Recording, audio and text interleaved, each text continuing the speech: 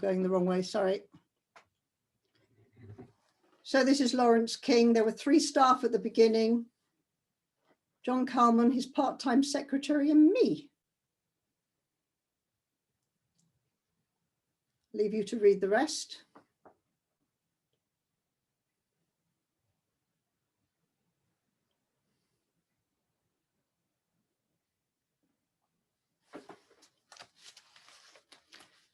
There's a lovely bit in one of John's letters. He says, "I returned to the office in complete chaos, unfortunately.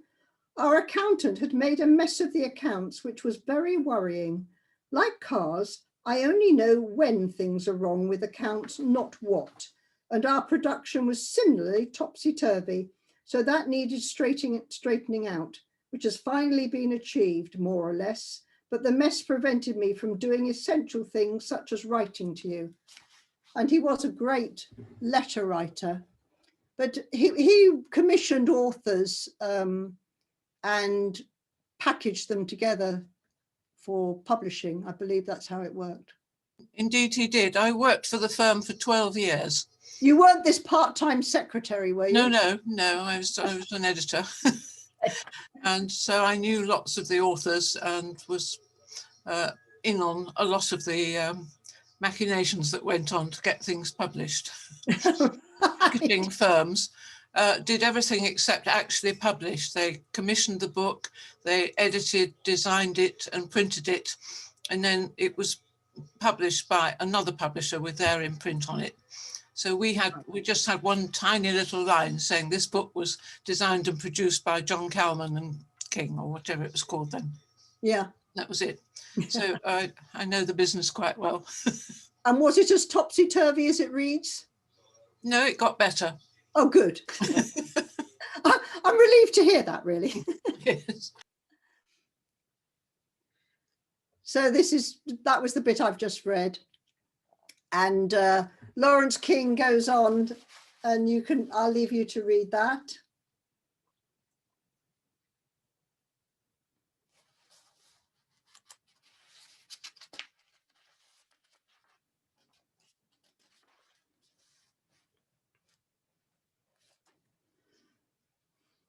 So that was a very shocking loss. John had been down to visit his parents in the south of France. And in fact, I looked up where he had picked up this hitchhiker. It was just north of Avignon. It was about 2.5 hours away from where he'd been. It was never solved. Oh no, that's not the case. They found the man who'd done it. Did they? Yes, and it's an extraordinary story. Do tell it. I remember that huge shock. You can imagine the whole firm was like headless chickens.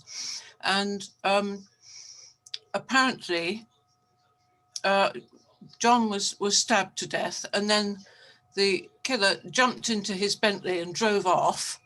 And a few days later, a policeman, you know how the French flics are, he saw this car parked illegally on the pavement. So he sat on the bonnet waiting for the driver to come out. And when the man came out of the cafe and saw the flic, he fled. So the flic thought, that's funny. And zut la la, I've missed him, I've lost him. And a few days later, he was walking down the same street, looked into the same cafe, and there was this chap. So he went in and arrested him, and he was imprisoned for not terribly long. I think they found it difficult to prove it was murder, so I think it was manslaughter.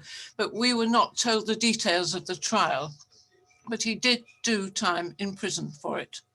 So it was solved. That's amazing, because nowhere did I find it having been solved. Really? Yeah. Oh, well, I can't remember the name of the chap who did it, but he was a young Austrian, apparently. I think there might have been a bit of anti-Semitic feeling. Yes. Yeah. Well, but we'll never really know what happened.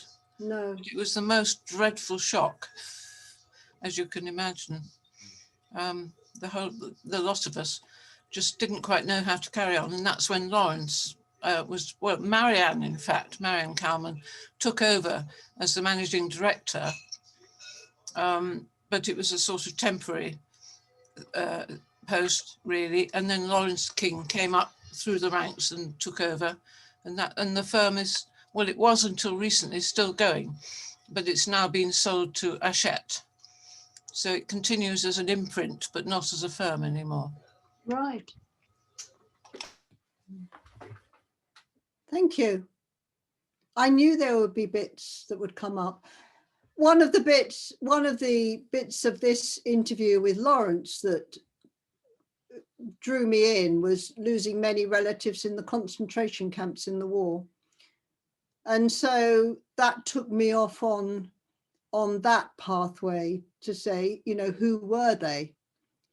And I had, oh, sorry, I'm touching the button, it was there. I went on Ancestry and I had never realized the significance of this icon in Ancestry before.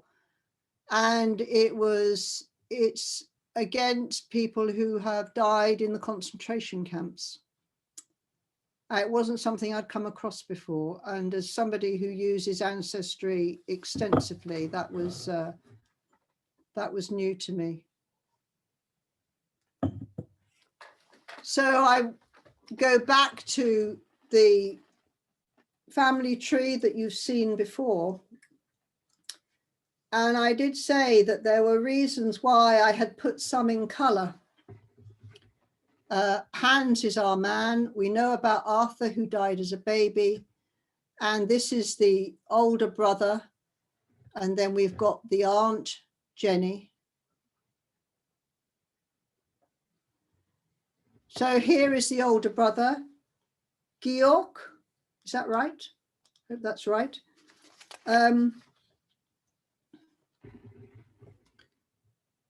Here's the back of it. One of the few that actually gives me the day, the name and the date. Again, a lovely photo. He's an interesting man. He was Hans's older brother. He stood away from joining the family firm and became an artist and a designer. He painted biblical scenes and flower studies, so the flowers come again, and he designed furniture. And in 1939, he sent his designs to Hans in London to try and get work in London, I guess to try and get out of Germany, but he didn't manage to get out. And he died in Auschwitz. But Marianne had given his designs to the V&A in London. And John writes about reading about the concentration camps. He says, I have put off reading about them so long because I'd rather not know. However, I read a book about the concentration camps until 3 a.m. It was a bit of an ordeal, disgustingly fascinating. Some pages I simply had to turn over without reading. The author, a survivor of a concentration camp, sometimes says before questioning some eyewitness account or terrifying Nazi document, I will give only a few examples to protect the sensibility of the reader, who only has to read these things. One example was more than usually enough for me. Sometimes if he gave me the name of someone on whom an outrage was committed, I became terrified lest a relation of mine was going to be mentioned. I hope my parents, who have so far avoided reading such books, never to succumb to any whim to do so. On the other hand, I'm glad that I did. I so relate to that. I find it very difficult reading. I wanted to understand why Jenny at such a great age died. And she died in, I think it said Terezin, and she was 70 something, 73 or 4. And I read up about that. And in fact, interestingly, only a few days ago, there was an article on the BBC website about the fact that this place is falling to pieces, and they're worried that in fact those memories of the atrocities would go. And in fact, apparently they took in older people to give some credence of respectability to these what were holiday places, but in fact they were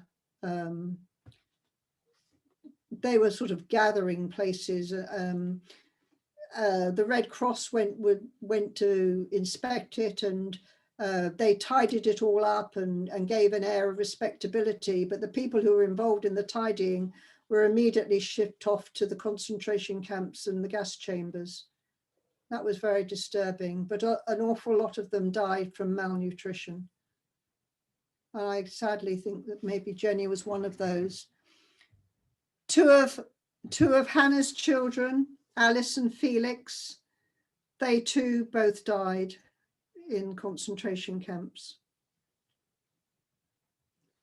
So they were that was very much part of their history, and why that quote is in there.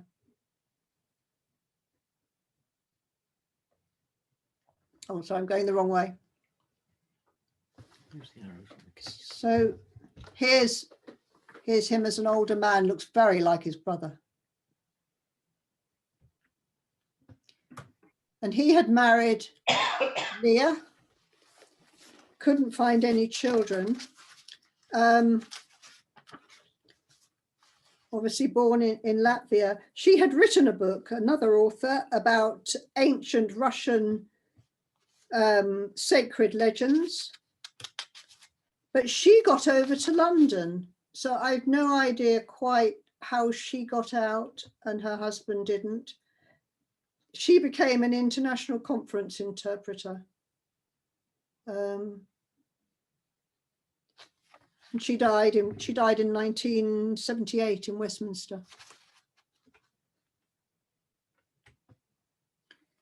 And then there's the wider family and friends. The Snell sisters. Do please, anybody tell me if you know about the Snell sisters?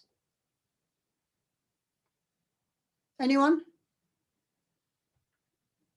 This is on the back. They come again and again in the photos with the children around that age. I don't know if my research is right. I did find what I think are Cornelia and Barbara. This might be wrong because you do get people with same names. But what I found out was that their father was Jewish. They were British, but he was Jewish and he was a doctor. And in fact, Jewish doctors were not allowed to work or to treat, certainly non-Jews. I don't know what happened to the father, but if I've got the right Barbara and Cornelia, sadly, they too died in the concentration camps. But there's many photos of them as young children.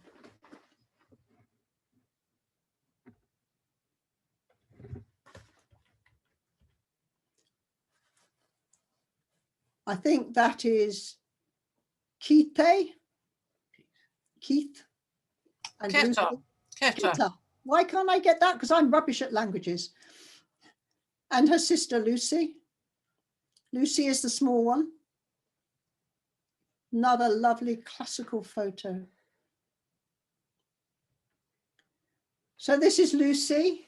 And of course, you that knew Goethe so well will know the significance of Lucy, that she married a Freud and they had 3 children, Stephen and Lucien and Clement.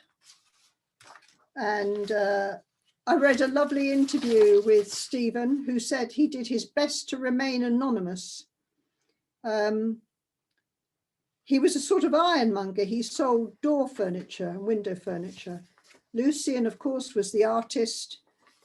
Clement Freud was the broadcaster, writer, and Liberal MP. Their grandfather was Sigmund Freud, the psychoanalyst. And there's lots of pictures with them together as children. Oops, sorry, wrong way. I think this is Lucy. So we've got Stephen, Lucian and Clement and the three girls. I think this one might be Iris, who is obviously very mothering. Might be wrong. I think that's Iris. And I know that that is Lucy and the three boys because there is a museum in London called the Freud Museum, and they have an almost identical photo to this one. And they must have had 3 or 4 taken at a time because there's less bush and more white, but it's the identical pose.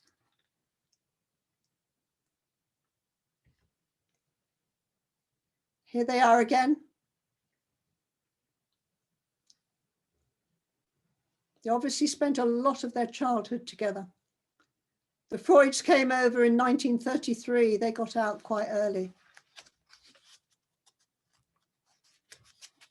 Isn't that a wonderful photo? I absolutely adore that. There's the 3 boys, Stephen, Lucian, and Clement. I haven't found that photo anywhere else. I think, you know, some of the photos we've got, they've just never been seen. And so we've come to the end of what I know. So we started here, went on that journey. And if you go to Pilton Burial Ground, this is the path that runs, sort of dissects the burial ground. And this one is John's, and this is Hans and Goethe.